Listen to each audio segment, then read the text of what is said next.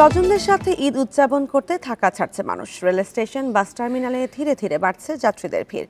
ভোর থেকেই রাজধানীর মহাখালী, উত্তরা, গাবতলী সহ বিভিন্ন সড়কে যানজটের কারণে ভোগান্তিতে ঈদে ঘরমুখ মানুষ। রেল স্টেশন ও বাস টার্মিনালগুলোর সামনেও রয়েছে ভিড়। এসব সড়কে গাড়ি ঢুকতে ও বের হতে অনেক সময় লাগছে। এদিকে ভোর থেকে সড়কের বিভিন্ন জায়গায় দুই পাল্লার গাড়ির জন্য অপেক্ষা করতে দেখা গেছে যাত্রীদের। এই ঈদে জামা, জুতো, অ্যাকসেসরিজের ডিসকাউন্ট।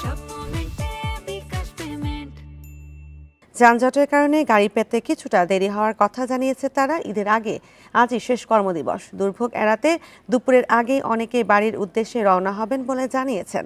তাই দুপুরের পর বাস, ট্রেন ভিড় বাড়বে বলে ধারণা সংশ্লিষ্টদের। এদিকে এখন পর্যন্ত ট্রেনের সূচি ঠিক থাকায় সময় মতো ঢাকা ছাড়ার কথা জানিয়েছে যাত্রীরা। ঈদে ঘরমুখী মানুষের যাত্রা শুরু হয়েছে এবং ঈদ যাত্রার আরও খবর জানাতে রাজধানীর কমলাপুর স্টেশন থেকে যোগ দিচ্ছেন সহকর্মী আদিলুর রহমান। আদিলুর, আপনি এই মুহূর্তে আছেন স্টেশনের পরিস্থিতি কেমন দেখছেন, যাত্রীদের ভিড় কেমন দেখছেন এবং ট্রেন ঠিক সময় চলছে কিনা এবং যাত্রীরা কি বলছেন?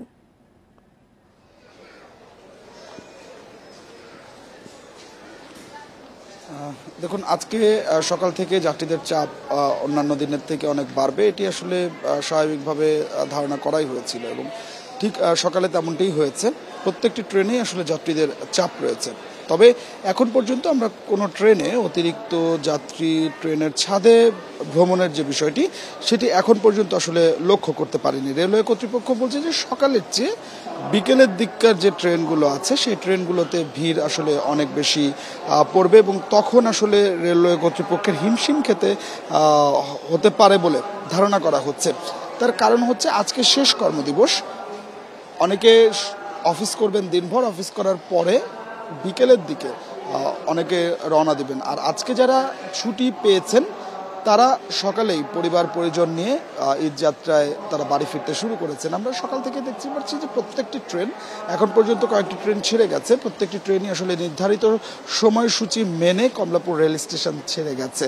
অর্থাৎ এখন পর্যন্ত বড় ধরনের কোনো শিডিউল বিপর্যয়ের খবর আমরা এখন পর্যন্ত আসলে পাইনি। তবে আজকে বিকেলের থেকে যেহেতু আসলে যাত্রীদের চাপ অনেক বাড়বে, সেক্ষেত্রে আগামীকালকে থেকে শিডিউল বিপর্যয় হবে কিনা এমন একটা সংশয় আসলে থেকে যাচ্ছে এবং রেলওয়ে কর্তৃপক্ষ আসলে কিছুটা দুশ্চিন্তার মধ্যে আছে যে আজকে বিকেলের পর থেকে আসলে তারা এই ভিড় আসলে কিভাবে সামাল দেবে। আপনাকে একটু বলে রাখি যে যারা টিকিট পেয়েছেন, এই টিকিটের বাইরে গিয়ে স্ট্যান্ডিং টিকিট দেওয়া হবে। অর্থাৎ প্রত্যেকটি ট্রেনে যাত্রার সময় 25%, অর্থাৎ মোট আসনের 25% স্ট্যান্ডিং টিকিট বিক্রয় করা হবে। সেটি রেলওয়ে কর্তৃপক্ষ আগে থেকেই ঘোষণা দিয়েছে। এর বাইরে ট্রেনের ছাদে কাউকে ভ্রমণ করতে দেওয়া হবে না, এমনটা হুঁশিয়ারি দিয়েছেন রেলপথ মন্ত্রণালয়ের সচিব। এবং একই সাথে আমরা ট্রেন যাত্রায় যেটি দেখে থাকি যে মই বা টুল ব্যবহার করে অনেকে ট্রেনের জানালা দিয়ে ভেতরে প্রবেশ করেন এবং মই দিয়ে ট্রেনের ছাদে উঠে যান, এগুলো বন্ধে রেলের যারা নিরাপত্তা রক্ষী আছেন তাদেরকে আসলে সতর্ক করা হয়েছে এবং সেই সাথে রেল পুলিশও কাজ করবে। এবং একই সাথে রাজধানী ঢাকা ছেড়ে যাবার সময় কয়েকটি পয়েন্ট চিহ্নিত করা হয়েছে, যেমন মালিবাগে একটি পয়েন্ট আছে, খিলগাঁয়ে একটি পয়েন্ট আছে। এই পয়েন্টগুলোতে বিনা টিকিটের যাত্রীরা খুব অনায়াসেই ট্রেনের ভেতরে প্রবেশ করতে পারে। তার কারণ হচ্ছে স্বাভাবিক কারণে এই জায়গাগুলোতে ট্রেন খুব ধীরে চলেন, ওই সুযোগটি আসলে নিয়ে থাকেন। সেই জায়গাতে আলাদা নিরাপত্তা ব্যবস্থা রাখা হয়েছে। অর্থাৎ রেলওয়ে কর্তৃপক্ষ বলছে যে তারা এবারকার যাত্রীদের ঈদযাত্রা নির্বিঘ্ন করতে সব ধরনের প্রস্তুতি নিয়েছেন। এবার আমরা যাত্রীদের বিষয়টি আসলে একটু বলি যে যাত্রীরা যারা ঢাকা ছাড়ছেন তারা কিন্তু আসলে আজকে পর্যন্ত, এখন পর্যন্ত খুব স্বাচ্ছন্দ্যে ছাড়তে পারছেন রাজধানী ঢাকা এবং তারা বলছেন যে এবারকার ঈদ যাত্রায় এখন পর্যন্ত কোনো বড় ধরনের কোনো ভোগান্তির মধ্যে তাদেরকে পড়তে হয়নি, ট্রেনের শিডিউল বিপর্যয়ের মধ্যে পড়তে হয়নি। আর এছাড়া এবার লম্বা ছুটি রয়েছেন, লম্বা ছুটি পাওয়ার কারণে যাত্রী যারা আছেন বা যারা রাজধানী ছেড়ে যাবেন তাদের মধ্যে তারাও অনেক বেশি আসলে খুশি যে পরিবার পরিজন নিয়ে